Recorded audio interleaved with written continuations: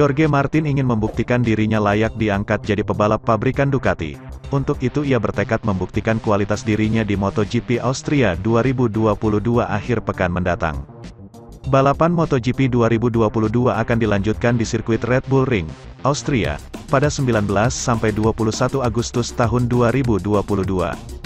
Musim lalu, Jorge Martin mencetak kemenangan pertamanya pada kelas MotoGP di lintasan yang sama.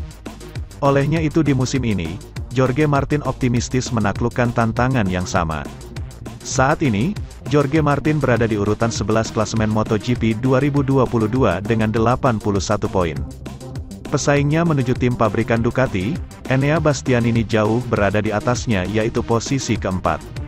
Pada balapan kali ini, Jorge Martin bertekad ingin konsisten dengan bertarung memperebutkan tempat terdepan.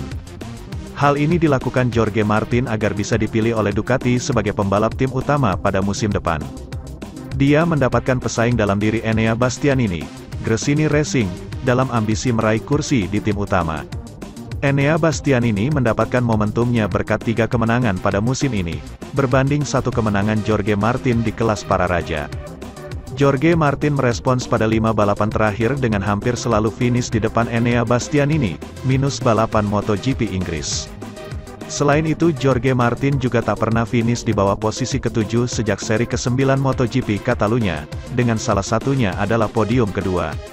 Apa yang telah berubah dalam beberapa balapan terakhir ini adalah, saya memahami batasan motor tahun ini dengan lebih baik, kata Jorge Martin dikutip bolasport.com dari motorsport.com. Sementara itu, meskipun tidak turun balapan, karena masih menepi pasca operasi lengan kanannya, Marc Marquez tetap dipastikan turun, namun bukan untuk balapan melainkan dirinya terlibat pengujian motor Honda. Meskipun begitu, Honda tetap mempercayakan Marc Marquez untuk pengujian motor yang nantinya akan digunakan pada musim depan. Motor yang diperkirakan akan lebih baik, membuat Honda percaya Marc Marquez bisa mengembalikan kejayaan pabrikan asal Jepang tersebut. Marquez diekspektasikan akan melewatkan sisa musim, tetapi Honda berharap dirinya bisa terlibat dalam pengujian motor untuk musim depan. Rencana para dokter akan berlanjut untuk sementara waktu hingga akhir Agustus, ucap Marquez memaparkan. Saya akan meningkatkan ketegangan pada karet fitness dan beban pada dumbbell, selalu dalam batas tertentu, karena dengan otot yang masih lemah sangat rentan mengalami tendinitis.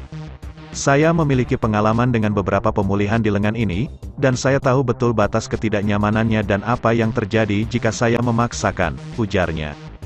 Marquez menegaskan bahwa pemeriksaan pada akhir Agustus akan menentukan berapa lama waktu yang diperlukan untuk kembali ke motornya.